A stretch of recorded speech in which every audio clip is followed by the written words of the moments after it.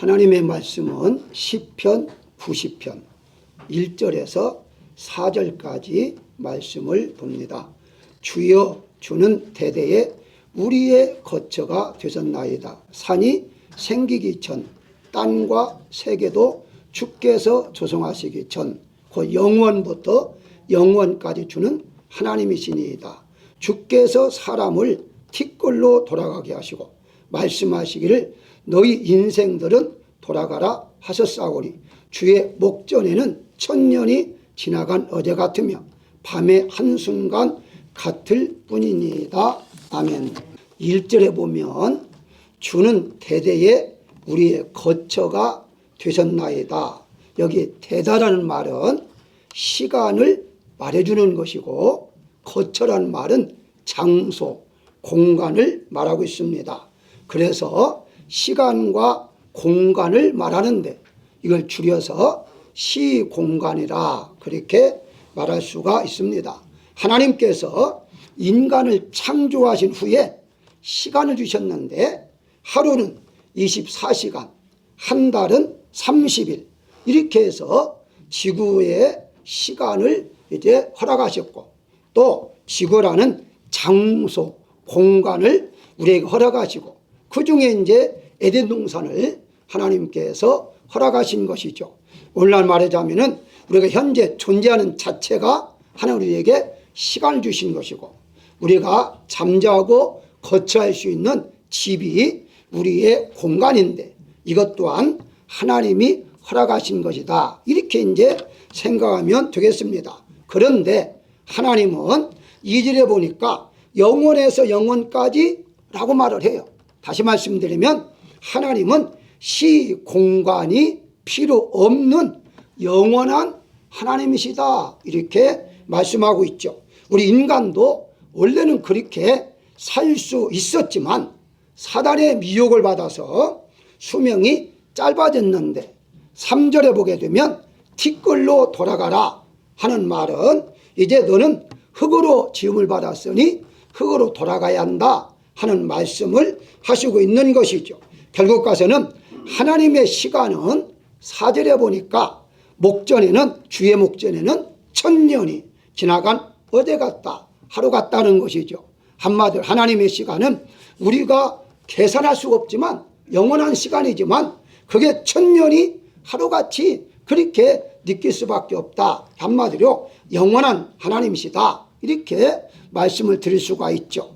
우리 또한 하나님께서 영원히 살아갈 수 있도록 영생을 주시기 위해서 예수님을 보내주시고 예수님을 통해서 우리가 영생을 얻게 하셨다는 사실을 볼 수가 있습니다. 그렇다면 우리가 영생을 얻은 자들이 어떻게 시공간을 통해서 살아가야 할 것인가에 대해서 오늘 부모 말씀을 통해서 몇 가지 은혜를 나누고자 합니다. 가장 먼저 우리들의 시간과 공간이 누수와 베델이 누수가 베델로 바꾸라 하시는 것이죠. 무슨 말이냐? 야곱이요 인간의 욕심을 인해서 우리 잘 아는 대로 형 에서를 속였잖아요. 장자의 고난을 얻었습니다. 그럼 나중에 에서가 자신이 팥죽한 거래 사실은 팔았잖아요. 자기의 잘못인데도 불구하고 괘씸하니까 동생을 죽이려고 했고 그래서 이 야곱은 살기 위해서 하란 땅으로 가다가 베델에서 하룻밤을 자게 되죠. 이때 하나님을 만난 다음에 야곱이 베델에서 만났다. 여기에 보니까 하나님의 집이었다라고 말을 해요. 그러면 결국 가서는 거기가 원래부터 베델이었느냐? 창세기 28장 19절에 보니까 그곳 이름을 베델이라 하였더라. 그러니까 야곱이 베델이라고 지금 이제 이름을 지어준 거예요. 그러면 이 성의 옛 이름은 누스더라 라고 말을 하죠. 아니 왜 야곱이 그냥 원래 이름이 누스니까 누스라고 해도 되는데 왜 베델이라 그렇게 이름을 바꿔서 지명을 그렇게 불렀는가 하는 겁니다. 그 이유가 원래 이름이 누스라는 이름은요 바로 이제 잘못된 길, 다시 말씀드리면 길을 잘못 들었다는 뜻입니다. 누스란 자체가 길을 잘못 들었다. 그러니까 야곱이 하나님 만난 다음에 내가 이제까지 살아온 길이 잘못된 길이었구나. 이 자리에서 하나님이 나를 깨닫게 하셨구나. 그럼 내가 잘못된 길을 걸어가지 아니하고 올바른 길을 걸으면 어떻게 할까 하고 보니까 하나님을 만났다 해서 베델, 하나님의 집, 여기야말로 하나님의 집이다. 하나님이 나와 함께하고 하나님의 집, 하나님의 거처구나. 그렇게 해서 베들로 이름을 바꾸어 주었다는 사실입니다. 다시 말씀드리면 잘못된 길을 올바른 길로 하나님의 길로 접어들었다. 이렇게 이제 보시면 되겠죠. 그래서 우리도 베들이라는 것을 생각할 때마다 우리도 잘못된 길을 걸어가는 길을 올바른 길로 걸어가면 되겠다는 깨달음이 있어야 한다는 것인데, 우리가 잘 아는 대로 하나님의 시간은 바로 우리의 시간과 다르다고 하잖아요. 이제 흔히 헬라어로 말할 때에 하나님의 시간을 카이로스라고 하지 않습니까? 이 카이로스는 바로 영적 세계, 시공간의 영적 세계, 즉 하나님의 시간을 말할 때에 대부분이 카이로스라 그렇게 말을 하죠. 그리고 인간에게 주어진 물리적인 시간을 바로 크로노스라 그렇게 이제 말하는 것은 대부분이 상식적으로 알 것입니다. 그럼 왜 제가 이 말씀을 드리냐 하면, 인간의 시간에 제약을 받으면서 살았던 그 바로 크로노스의 시간 속에 하나님의 시간이 들어오게 되면, 영적 시간이 들어오게 되면 우리 SM의 시간, 세속적인 시간은 물러가고 하나님의 시간 안에서 우리가 살아갈 수가 있다는 것이거든요. 나 자신은 변함이 없습니다. 똑같이 이 미국에서 혹은 어디 한국에서 자기 장소에서 살면서 그러면서 시간이 바꿔지는 것인데, 내가 과거에는 나를 위한 시간을 사용했다면 이제부터는 하나님을 위한 시간으로 바꿔졌다는 것이죠.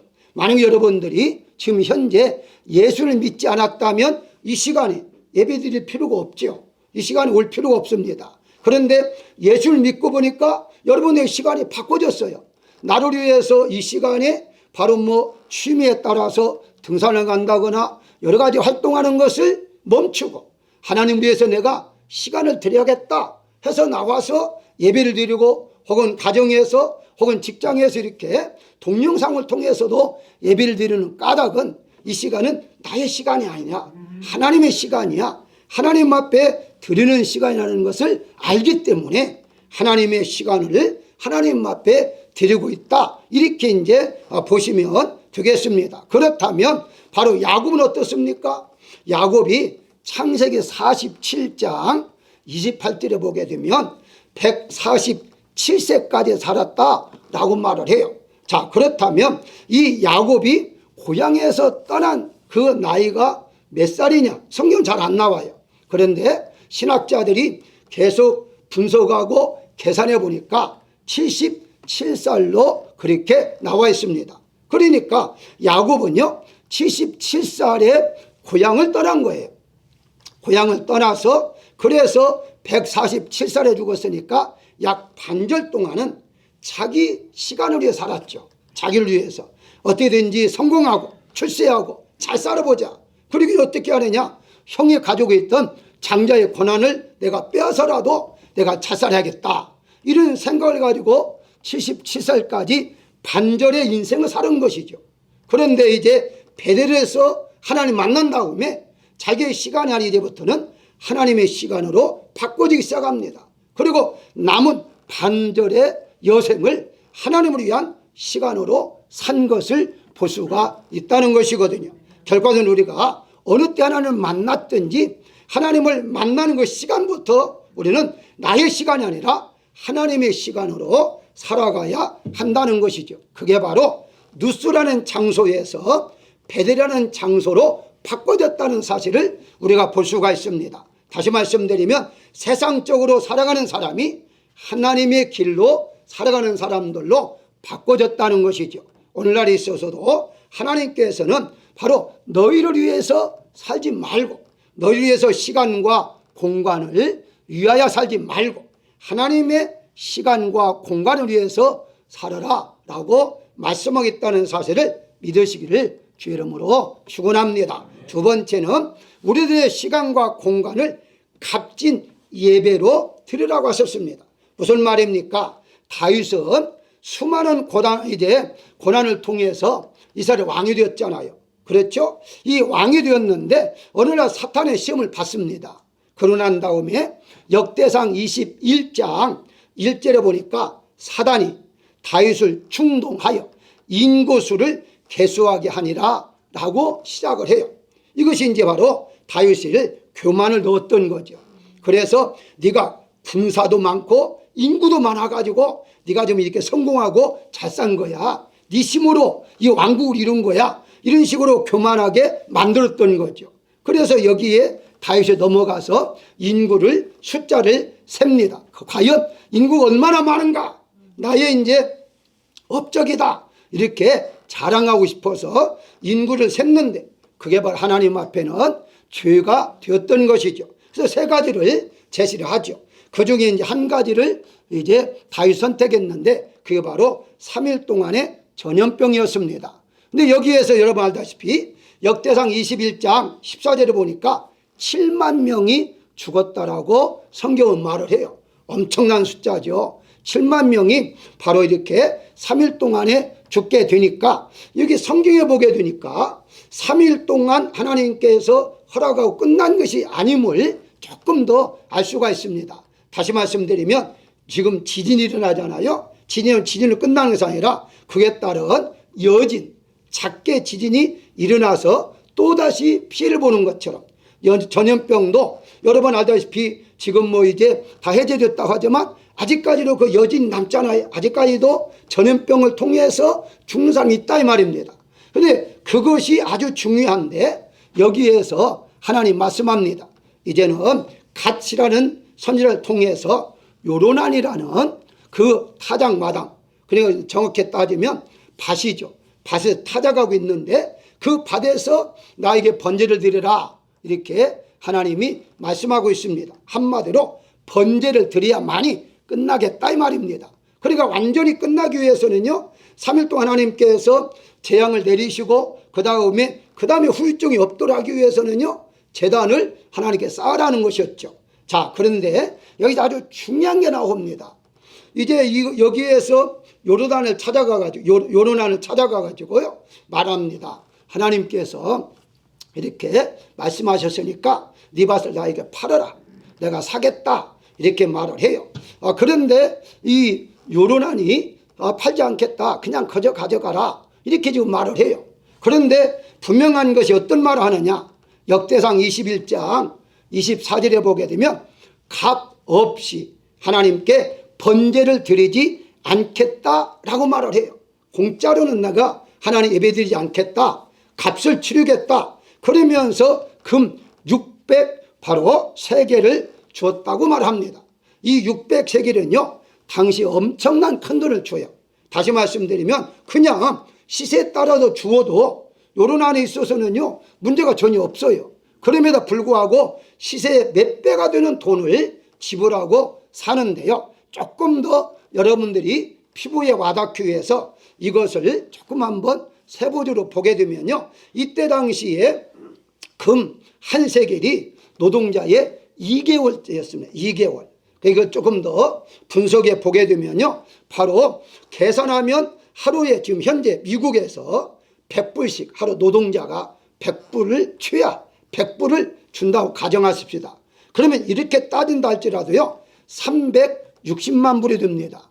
아니 시골 땅에 도시도 아니고 농사 짓는 거 밭을 그 얼마나 큰 것을 거기 뭐 그거는 나오지 않았기 때문에 얼마나 큰지는 모르겠지만 재단을 쌓는다고 할 때는요 그렇게 큰 그렇게 수천 평은 필요 없지 않았을 것이다 라고 본다면요 이건 엄청난 돈을 지불한 것을 볼 수가 있습니다.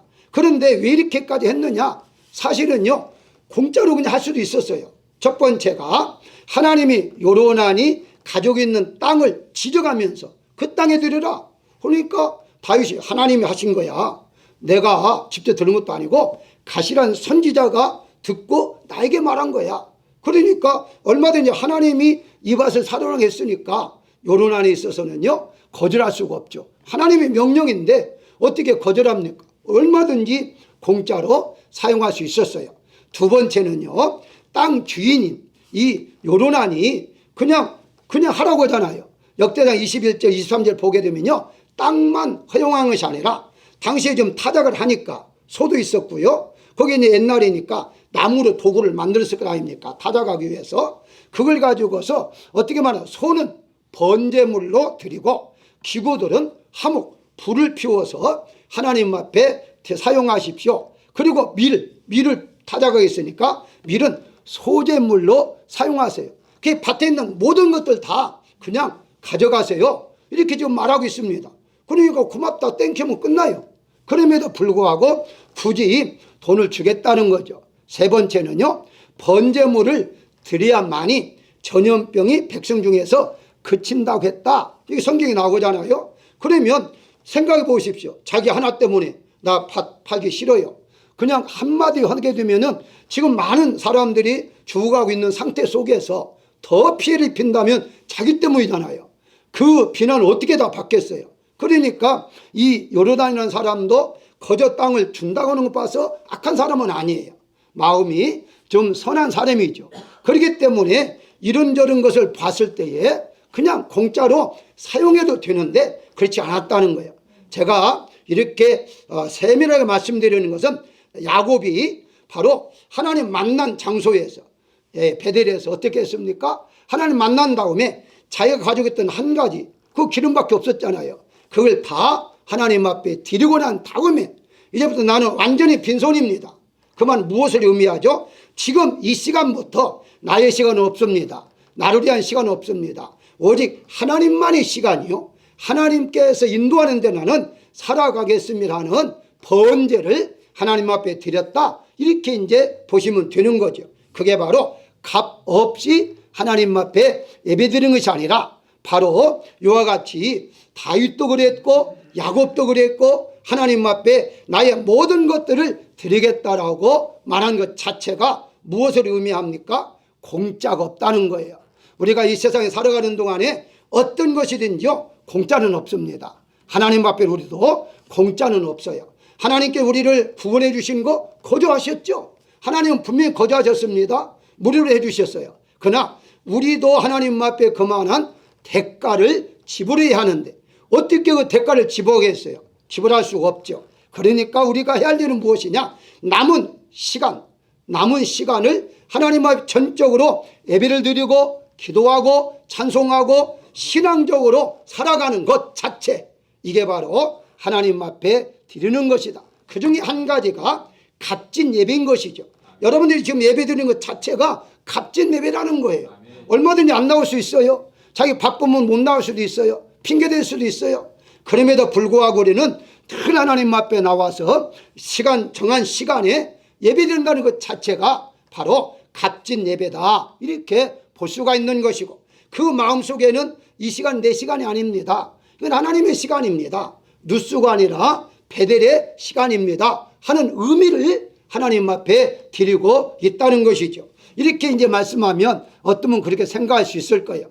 아니, 다 그런 것이 아니고 예배 드리면서도 집 생각하고 갯돈 생각하고 돈 생각하는 사람이 있는데요, 이렇게 말할 수 있지만 그건 개인에 맡기는 것이고요. 대부분이 다 내 시간을 쪼개서 내 시간을 멈추고 하나님께 나왔잖아요. 그 자체가 지금 하나님 앞에 드리는 것이기 때문에 이 시간은 말로 정말 가치 있는 예배의 시간임을 믿으시길 주의 이름으로 축원합니다. 세 번째 생각할 것은 우리의 시간과 공간에 대해서 자랑하지 말라는 것입니다. 본문 10절에 보게 되면요, 우리의 연수는 70이요 강건하면 80이라도 자랑은 수고와 슬픔뿐이다 라고 말을 해요. 즉 인생은 자랑할 것이 없다는 거예요. 그렇게 건강하던 사람도요, 바로 나이가 들면요 건강 그렇게 장담할 것이 없어요. 1월 달에 이제 어떤 분 신방을 갔었어요. 100살 되신 분인데 그분이 얘기하다가 이런 말 하더라고요. 목사님, 저도 늙었나 봐요 그러더라고요. 아니, 100살인데 이제서 늙은 것 이제서 기억해요? 이제서 느껴요? 아니, 100살인데 이제는 늙었나 봐요. 그렇게 말할 때에 제가 한참 웃었습니다. 사람은요 나이가 들면 어떻게 할 수가 없어요. 아무리 건강하고 이제 기억력이 좋다 할지라도요 나이가 한 살 한 살 들으면서 약해질 수밖에 없는 게 인생이에요. 그건 어떤 방법이 없어요. 그래서 자랑할 것이 없다는 거예요. 젊었을 때는 뭐 자랑하지만 자기 늙어버려야지. 그게 그 힘이 있습니까? 늙으면요 그렇게 자랑할 것이 없다는 것이거든요. 잠언서 27장 1절에 보게 되면요 너는 내일 일을 자랑하지 말라. 하루 동안에 무슨 일이 일어날지 내가 알 수 없음이라. 인생이에요 인생. 여러분 알다시피 지금 전쟁이 일어나고 지진이 일어나는 거 지진이 날 줄 알았습니까? 하루아침에 무너지고 수만 명이 세상을 떠나잖아요. 하루 동안에 무슨 일이 날지 모른다. 그러니까 자랑하지 말아라. 그런데 여기에 보게 되면 내일 일에 자랑하지 말라라고 말을 해요. 그러면서 이걸 조금 더 야고보는 구체적으로 말합니다. 야고보서 4장 14절에서 내일 일 너희가 알지 못하기 때문에 자랑하지 말라는 거예요. 왜 자랑하지 말라느냐? 모른다는 거예요. 내일은 모른다는 거예요. 그래서 자랑하지 말아라 라고 말하고 있는 것입니다. 그러면서 하는 말씀이 야고보서 4장 13절에 들어라 너희 중에 그러면서 풀어나가기 시작해요. 어떤 걸 말합니까? 왜 내일에 대해서 자랑하지 말라고 했느냐 하면서 너희 중에라는 말은 지금 기독교인들도 포함해서 말하는 거예요. 불신자 말하는 거 아닙니다. 네 가지를 여기에 구체적으로 야고보는 말을 해요. 13절에 보게 되니까 어떤 도시에 가서 이제 도시에 간다는 거예요. 행선지가 분명합니다. 어디로 가겠다라고 행선지를 정해놨어요. 그리고 그 다음에 1년을 머물며 라고 말합니다. 채로 기간까지 계획을 세웠어요. 1년 동안이라는 것이죠. 그 다음에 장사하여 사업할 일이 분명하게 어떤 사업을 하겠다. 그게 장사한다는 말은 어떤 사업을 하겠다고 분명히 사업할 일도 정해나왔습니다. 그 다음에 이익을 보리라. 목적이 분명해요. 여행 가는 것이 아니라 바로 이 비즈니스 사업하기 위해서 간다는 것이죠. 이익을 위해서 이렇게 계획을 참 멋지게 해놓았지만 그것은 바로 내일은 장담을 못한다라고 말을 해요. 여기서 여러분들이 잘할 건 그러면 우리 기독교인들은 계획도 세우지 말라는 것이냐, 돈 벌지 말고 그냥 살아나는 것이냐, 그것이 아니다는 거예요. 바로 우리 기독교인들도 돈이 필요하죠. 계획도 세워야죠. 문제는 어디가 있습니까? 바로 잘못된 부분이 있는데요. 그게 바로 야고보는 지적합니다. 15절에서 야고보서 4장 15절입니다. 주의 뜻이면 이것도 저것도 하리라 할 것이거늘 이래요. 이렇게 말하다 보니까요 이해를 못한 분들이 있어요. 새 번역에서는요 직접적으로 잘 번역을 했는데 어떻게 번역하냐면 주님께서 허락하시면 이런 일도 저런 일도 할 것이라고 말해야 할 것이다 라고 말을 해요. 쉽게 설명하면 기도하지 않았다는 거예요. 계획은 세웠는데 기도하지 않고 그냥 자기 계획대로 그냥 했다는 거예요. 그러니까 분명히 지적하기를 이런 거 저런 거 했다 할지라도 하나님이 허락하면 됩니다. 하나님 앞에 물어보고 해야 하는데 기도하지 않고 자기 계획을 세웠기 때문에 자랑하지 말아라 라고 말한 거예요.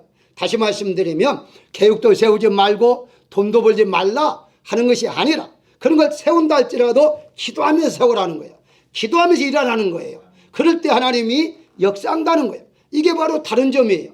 믿지 않는 사람들은요 자기 생각대로 하죠. 그러나 우리 믿는 사람은 분명히 나를 인도하신 분은 하나님이시기 때문에 하나님 앞에 기도하고 하나님 허락을 받아서 확신을 가지고서 우리가 믿음으로 하는 점이 다르다 이렇게 이제 보시면 돼요. 그래서 우리가 잘 아는 예수님께서도요 누가복음 12장 부자의 비유를 통해서 말씀하잖아요. 우리가 그 여러분 알대로 농사가 풍년이 되니까 많은 창고를 이렇게 만들었습니다. 그리고 가득 채워놓고서 하는 말이 있었어요. 어떻게 말합니까? 바로 이제부터 라고 하면서 먹고 마시고 즐기자 라고 말을 해요. 그러니까 그게 많이 모아놨으니까 먹고 마시고 즐기자 그렇게 했는데 하나님 어떻게 말합니까? 바로 오늘 밤 내 영혼을 취하리라 라고 말씀하잖아요. 하면 오늘 밤 죽으니까 아무 의미가 없다는 거예요. 자기가 먹고 마시고 즐기기 위해서 많이 모아놨는데 쓰지도 못하고 그냥 그날 밤에 세상을 떠날 수밖에 없다는 거예요. 그러면 하시는 말씀이 있습니다. 중요합니다. 누가복음 12장 21절에서 하나님께 대하여 부유치 못한 자와 이와 같으니라 라고 말을 해요. 여기에서 여러분들 핵심을 알아야 됩니다. 이 지금 부자가 부자였기 때문에 바로 문제가 된 게 아니에요. 곳간에 모아놨듯해서 그게 문제가 된 것이 아니라 하나님 앞에 부유치 못했다. 무슨 말입니까? 신앙 없이 살았다는 거예요. 하나님 앞에 예배도 드리고 하나님께 기도도 하고 찬송도 하고 이렇게 살아야 하는데 신앙 없이 물질만 있으면 잘 살 줄 알고 많이 모아놨는데 그게 아니다는 것을 깨닫게 했다는 거예요. 그래서 우리 믿는 사람들도요, 부자가 되어야죠. 잘 살아야죠. 중요한 것은 항상 신앙 속에서 그런 일들을 우리가 행해 나가야 하는 것이지, 신앙 없이 아무리 모아놓은들 의미가 없다 하는 것을 알려주고 있다는 사실이에요. 한마디로 우리의 시간과 공간을 나를 위해서 물질의 중심으로 살지 말고 하나님 중심으로 하나님의 시간으로 살아가야 한다라고 지금 말씀하고 있는 것입니다. 사랑하는 여러분들도 이와 같이 하나님의 중심의 시간으로 살으시기를 주의 이름으로 축원합니다. 마지막으로 우리들의 시간과 공간을 올바로 사용해야 하는데 오늘 본문의 12절에 우리에게 우리 날 계수함을 가르치사 지혜로운 마음을 얻게 하소서라고 그래요. 여기에 우리의 날들을 바로 계수라는 말은 옛날 말이에요. 올라마자면요, 계산하라는 말이에요. 계산. 다시 말씀드리면 내가 살아갈 날이 얼마 남았는가 한번 계산해 보라는 거예요. 계산해 보니까 어떤 분은 한 10년, 물론 이제 그것도 보장은 안 되지만 지금은 이제 100세 시대니까 80이다면 앞으로 20년 남았구나 이렇게 이제 계산해 보라는 거죠. 일단은 계산해 보는데 왜 계산해 보려 하느냐? 3절에 티끌 같다 라고 하셨고, 오늘 본문입니다. 5절에 아침에 돋아나는 풀 같다, 그리고 9절에 우리의 평생이 순식간에 다 지나간다. 이게 뭐예요? 공통점이 짧다는 거예요. 짧으니까. 그래서 짧으니까 남은 시간을 계산해 봐가지고 어떻게 할 것이냐? 계산해 보니까 얼마 남지 않았느네? 그러면 어떻게 할 것이냐? 남은 시간이라도 하나님의 시간 안에서 살아가라는 것이죠. 지금까지 세상적으로 산다고 했다면 이제부터는 하나님의 시간으로 하나님 안에서 하나님 기쁘게 하고 믿음으로 더 살아가라 라고 지금 말하고 있는 것입니다. 그렇다면 우리도 예수님을 믿으면 하나님의 시간처럼 영원히 살게 하시고 하나님의 시간이 영원한 것이기 때문에 영원히 살면은 시공간을 초월하여 우리가 살 수가 있는 거죠. 무슨 말이냐? 우리가 환경이 나를 매개하고 힘들고 어렵다 할지라도 하나님 안에 살게 되면 초월하죠. 초월하니까 그 어려움이 있다 할지라도 믿음으로 잘 견디면서 살아갈 수가 있는 것이고, 할렐루야 하면서 아멘 하면서 우리가 살아갈 수 있다는 사실입니다. 하나님은요, 시공간을 우리 인간에게 이해시켜주기 위해서 지금 계속해서 발달하게 해요. 과학을 발달시키고 있어요. 왜 갑자기 과학이 이렇게 발달합니까? 여러분 아시다시피 과학이 지금 100여 년밖에 안 됐어요. 옛날에 비하면요, 수천 년 동안 그냥 그대로 있다가 갑자기 지금 100여 년 만에 엄청난 과학이 발달했잖아요. 그것은 바로 예수님 오실 날이 가까웠다는 것을 알려주는데, 그 중에 한 가지를 소개한다면요, 바로 시공간을 초월하게 하잖아요. 시공간 초월하면 뭐예요? 여러분들이 가지고 있는 핸드폰, 이제 이런 것들을 통해서 멀리 있는 한국에 있는 사람도 음성을 들을 수 있잖아요. 대화를 나눌 수 있잖아요. 얼굴 볼 수 있잖아요. 시간과 공간을 초월하잖아요. 그러면서 하나님이 이렇게 시공간을 초월하게 하시는구나 하는 걸 우리가 깨달아야 한다는 거예요. 온라인 예배 얼마나 좋습니까? 뭐예요? 시간과 공간을 초월하잖아요. 이 초월을 통해서 하나님의 시간은 이렇게 초월해서 살 수 있겠구나 하는 것을 깨달아주면서, 그걸 뭘 의미하느냐? 하나님 안에서 우리가 살아야 한다. 하나님이 주님께 재림할 날이 가까웠기 때문에 이런 걸 통해서 내가 시간을 전략을 해서 나의 시간이 아닌 하나님의 시간으로 드려야겠구나 하는 걸 깨닫게 하기 위해서 그렇게 하신다고 말씀하고 있어요. 성경에 보면요, 이 다윗이 이것을 미리 깨달은 사람이었어요. 제가 어떻게 아십니까? 시편 139 9편에 보게 되니까요. 7절에 내가 주의 영을 떠나 어디로 가며 그리고 더 나아가서 내가 하늘에 올라갈지라도 거기 계시고 수월에 내려갈지라도 거기에 계시고 바다 끝까지 갈지라도 거기 계시고. 그러니까 이 다윗이 지금처럼 이렇게 혼란이 있으니까 금방 이해하지만 그때는 아무것도 없었는데도 벌써 영적으로 깨달았어요. 내가 어디 가든지 하나님이 계시는데 내가 피할 수가 있겠느냐. 어차피 못 피한다면 지금 당장 여기서부터 하나님만을 위해 살겠다, 이런 결심과 다짐을 했다는 사실을 우리가 볼 수가 있습니다. 사랑하는 여러분, 하나님께서 여러분들을 선택하신 것은요, 하나님과 함께 동행하기를 원하시는 것이고 하나님과 함께 살기를 원하시는 거예요. 그게 바로 믿음 생활을 하게 하신 것이죠. 어떤 분이 이런 말 하더라고요. 6일 동안 열심히 세상에 살다가 하루 와서 하나님을 위해 산다 하는데요, 사실은요 열심히 세상에 사는 것도 중요해요. 중요하죠. 그런데 6일 동안 하나님 없이 살았습니까? 아니잖아요. 6일 동안 하나님과 함께 살았다는 것을 우리가 기억해야 되겠고요. 하루를 하나님 앞에 드린다? 사실 하루 하나님께 드립니까?